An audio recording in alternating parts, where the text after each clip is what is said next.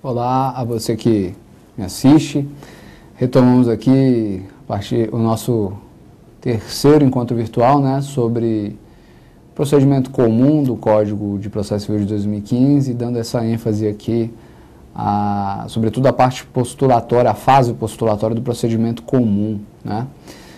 Depois de falar no primeiro encontro sobre os primeiros incisos, o artigo 318 e os primeiros incisos do artigo 319, na aula passada a gente falou sobre os incisos 4, 5 do Código do artigo 319, o pedido, o valor da causa, né? E agora a gente vai para os incisos 6 e 7 do artigo 319 e para ver aí se, quem sabe, termina essa primeira parte, esse primeiro olhar sobre a petição inicial no Código de 2015. Pois bem, o inciso 5º, né, do artigo 319, ele fala, o inciso 6º, perdão, do artigo 319, ele fala da necessidade de que o autor faça constar da sua petição inicial as provas com que pretende comprovar as suas alegações. Eu tenho uma ressalva importante, uma ressalva pessoal, inclusive, com relação a esse inciso, pelo seguinte. A especificação de provas, ou a chamada especificação de provas, ela já era exigida, né, a indicação das provas ela já era exigida no Código de 73. Mas o que começou a acontecer, e todo mundo que milita, né, na advocacia seguramente já sabe disso, o que começou a acontecer era que a parte autora fazia o chamado protesto genérico de provas, ou seja, protesta provar o alegado por todos os meios em direito admitidos, e ficava aguardando na prática que o juiz desse aquele despacho padrão de especificação de provas para somente então dizer exatamente quais eram as provas que ela, parte autora, queria produzir. A justificativa, e um detalhe importante, se a gente pega a literalidade dessa exigência, presente no Código de 73 e agora replicada no Código de 2015, nós vemos que, se eu fosse interpretar isso literalmente, eu deveria já indicar na inicial todas as provas de maneira específica de uma vez, né? Além disso, além dessa literalidade da exigência, não existe no Código de Processo Civil, nem existia no de 73, continua não existindo no de 2015, essa previsão do despacho de especificação de provas. Isso foi algo construído na prática judiciária em razão do seguinte: tanto doutrina quanto jurisprudência entenderam que não faria muito sentido ou não seria lógico exigir do autor, já na sua petição inicial, a especificação de todas as provas que pretenderia produzir, quando ainda não soubesse exatamente quais eram os chamados pontos controvertidos. Como assim? É porque somente é objeto de prova aquilo que é ponto controvertido, aquilo sobre o que uma parte diz A e a outra diz não A, ou diz B, né? E o autor não tem condição, no momento em que vai confeccionar sua petição inicial, de saber exatamente quais são os pontos controvertidos, pelo simples fato de que o réu ainda nem sequer foi citado, muito menos apresentou sua contestação, a fim de controverter sobre tal ou qual fato. Em razão disso, o que a doutrina e a jurisprudência passaram a admitir? Que o autor, para afastar a preclusão, protestasse genericamente manifestasse genericamente o seu interesse na produção de todas as provas possíveis, né? E somente num segundo momento, quando já triangularizada a relação processual, ele de fato especificasse. Então, esse protesto genérico por provas na petição inicial passou a ser um mero cumprir tabela, para evitar a preclusão quanto ao direito de produzir provas. E aí, qual que é a minha ressalva pessoal com relação a isso? Ora, ou bem, se passar o Código de 2015 mantivesse, né, essa exigência da indicação de provas na inicial, mas previsse na fase de saneamento de organização a especificação de provas, né, o despacho de especificação de provas, ou então, e aí eu acho que seria o mais adequado, o Código tirasse simplesmente desse rol do artigo 319, esse inciso 6º, porque ele continua sendo uma simples formalidade. Por quê? Porque os autores, né, os advogados das partes autoras, vão continuar simplesmente fazendo essa manifestação padronizada, essa postulação padronizada pelo interesse de produzir provas todas as provas em direito admitidas, e remetendo a especificação verdadeira dessas provas para um momento subsequente. Então, na minha opinião, se perdeu a oportunidade, aí no particular, de buscar um reajuste sistemático dessa questão para torná-la mais lógica, porque tal como está, houve um remendo por parte da doutrina e da jurisprudência em razão de uma norma que seria, de alguma maneira, complicada, né, quanto à sua aplicabilidade prática, em razão justamente de o autor, quando faz a petição inicial, não saber exatamente os pontos controvertidos, e perdeu essa oportunidade de promover esse reajuste aí, para mais bem adequá-la ao que a doutrina e a jurisprudência vieram decidindo, né, vieram sustentando sob a vigência já do Código de 73. Em outras palavras, perdeu essa oportunidade de corrigir um problema que foi corrigido no Código de 73 pela doutrina e pela jurisprudência à falta de lei. Vindo agora um código novo, por que não estabelecer nesse novo código, nessa nova lei, um regramento quanto a esse caso, quanto a esse ponto específico? Então o código se omitiu, a tendência é que se continue com o chamado protesto genérico e se continue com a chamada especificação de provas no momento subsequente, mesmo sem haver regramento específico, previsão expressa e detalhada a esse respeito. Com relação ao inciso 7º, temos aí uma novidade no rol dos elementos da inicial, que fala da necessidade de que o autor indique ou manifeste o seu interesse ou desinteresse na realização ou não da audiência de conciliação ou de mediação. Pois bem, a audiência de conciliação ou de mediação, no Código de 2015, ela passa a ser regra. Nós vamos falar dela mais para frente, eventualmente, mas como é que funciona? Se no Código de 73, nós tínhamos os chamados ritos ordinário e sumário. No rito sumário, o réu era citado para comparecer a uma audiência de conciliação para a qual ele a qual ele comparecia munido da sua defesa, se o caso, não é? Mas o fato é que ele era citado para comparecer a uma audiência de conciliação e se não fosse obtida a conciliação, ele já levava a sua contestação. É assim também no procedimento especial do Juizado Especial Civil, da Lei 9.099. Também há algo parecido no processo trabalhista com a chamada audiência inaugural. Então, o que o Código de 2015 fez foi, eliminou o rito ordinário e o rito sumário, conjugou ambos num rito comum, né, o procedimento comum, e nesse procedimento comum buscou seguir essa ideia de trazer para o limiar do processo uma audiência de conciliação ou de mediação. Então, o réu passou a ser citado, como regra, não para oferecer resposta, diferentemente do rito ordinário do Código de 73, mas sim para comparecer a uma audiência de conciliação ou de mediação, como eu disse, em regra obrigatória. Vai ter duas exceções sobre as quais nós vamos falar já já, mas a regra é pela realização da audiência, e essa audiência, no início logo do processo, o réu sendo citado para comparecer a ela. Como eu disse, essa audiência era uma regra, ela é uma regra, mas ela comporta duas exceções. O juiz nem sequer vai designar audiência de conciliação ou de mediação quando o direito objeto de litígio, né, não comportar transação, porque não faz sentido mesmo designar uma audiência de conciliação ou de mediação em caso a respeito do qual as partes simplesmente não podem transigir, ou então, e aí é a segunda exceção, quando ambas as partes manifestarem desinteresse na realização da audiência de conciliação ou de mediação. Quando ambas as partes manifestarem desinteresse na realização da audiência de conciliação ou de mediação. Não basta que uma parte apenas diga que não quer. As duas partes têm de dizer. Onde o autor diz? Na petição inicial. É na petição inicial que o autor já indica se tem interesse ou não na realização da audiência. Se ele disser que tem interesse, essa audiência vai acontecer. Ainda que o réu diga que não tem, basta que um diga que tem interesse. A audiência vai acontecer. Como eu disse, a exceção é de que ambas as partes manifestem desinteresse na realização da audiência. Havendo litisconsórcio, todos os litisconsórcios têm que manifestar desinteresse. Essa é uma norma até que comporta uma crítica, mas o Código exige. Todo mundo tem que dizer que não tem interesse, senão a audiência vai acontecer. Então, se o autor já na inicial diz que tem interesse, essa audiência fatalmente vai acontecer.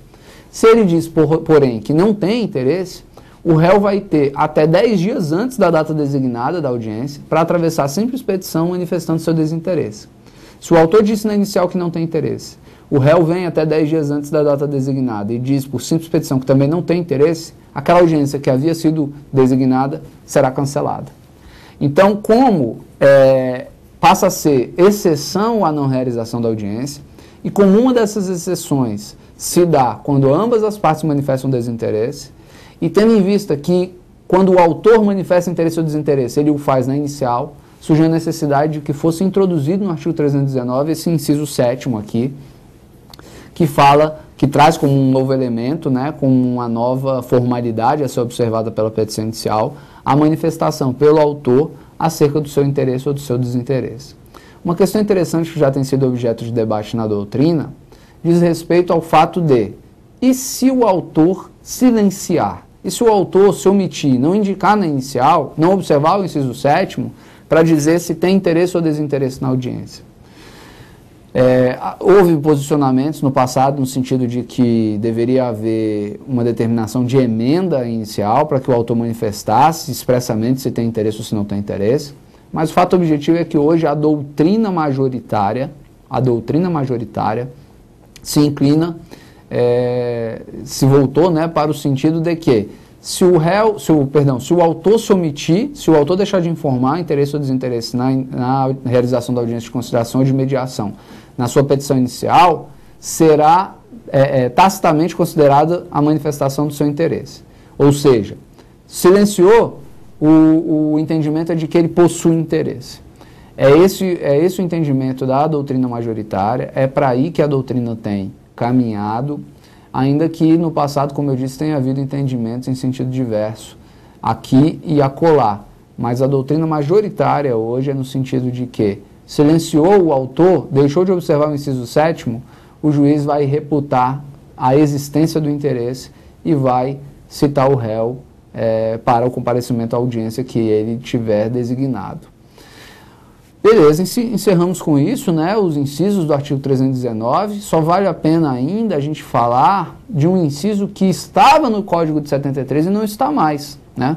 Se vocês compararem o artigo 282, os seus incisos, com o artigo 319, os seus incisos, né, o 282 de 73, 319 de 2015, vocês vão ver que o requerimento de citação sumiu do rol de elementos da petição inicial. Por quê? A própria jurisprudência do STJ, sobretudo, já vinha entendendo que a falta do requerimento expresso de citação na petição inicial não tornava inepta a petição inicial, nem ensejava a oportunização de emenda e muito menos o indeferimento liminar. Por quê? Porque, segundo o STJ, o requerimento de citação, a citação, na verdade, né, ela é um ato a ser praticado de ofício pelo próprio Estado, pelo próprio juiz ou pela Secretaria do Juízo, né, pelo órgão processante, até como instrumento viabilizador do exercício do contraditório e da ampla defesa. Então não faria sentido que o Estado permanecesse inerte diante da não dedução expressa do requerimento de citação pelo simples fato de não ter havido, de o autor não ter observado aquele elemento.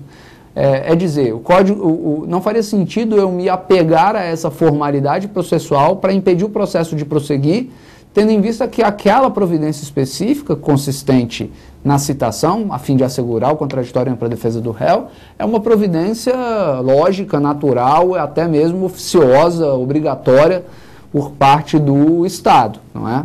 Então, essa exigência prevista no Código de 73, no rol lá do artigo 282, foi sendo abandonada, foi sendo esvaziada pela própria jurisprudência, e isso acabou repercutindo no artigo 319 do Código de 2015. O requerimento de citação desapareceu do rol. Quer dizer que eu não posso mais formular requerimento de citação na minha petição inicial? Claro que não.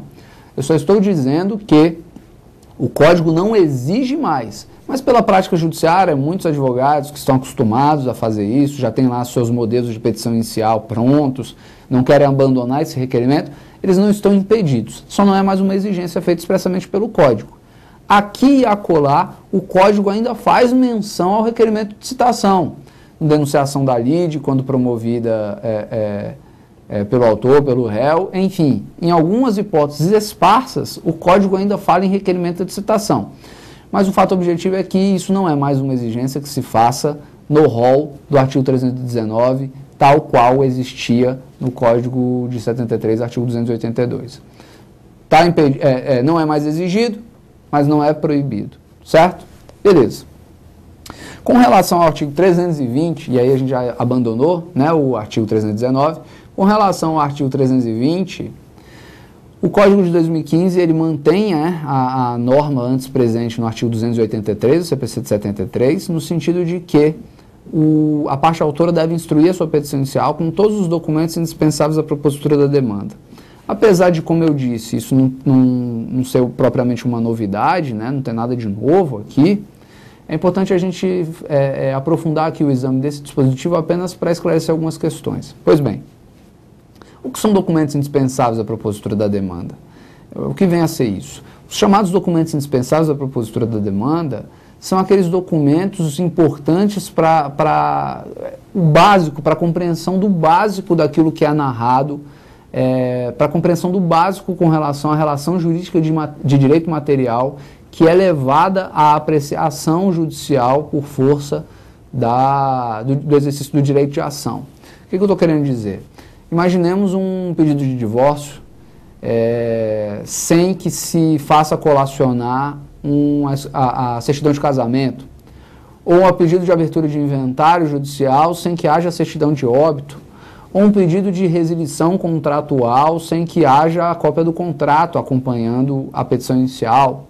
Enfim, são questões básicas, são elementos materiais básicos que devem acompanhar a petição inicial, porque são documentos indispensáveis ao próprio conhecimento, ao próprio esclarecimento, à própria compreensão daquilo que é levado ao Estado decidir. Então, com relação a documentos que digam respeito à comprovação ou à própria elucidação da relação jurídica de direito material, que diz respeito à lide, que diz respeito à disputa judicial em si, esses documentos eles devem necessariamente acompanhar a petição inicial. São documentos básicos, são documentos essenciais, inerentes ao próprio exercício do direito de ação. São documentos básicos, como eu disse. Outra coisa completamente diferente são os chamados... uma coisa completamente diferente da previsão contida no artigo 320 é a previsão do artigo 434. Vamos separar as coisas. O artigo 320, como eu acabei de ler, ele fala da necessidade de a parte autora instruir a inicial com os documentos indispensáveis à propositura da demanda. O artigo 434, por outro lado, ele versa sobre os documentos, né, sobre a produção da prova documental, e diz que o autor especificamente, ele deve fazer acompanhar a sua petição inicial com todos os documentos já disponíveis, né? Então a gente tem que separar aqui uma coisa.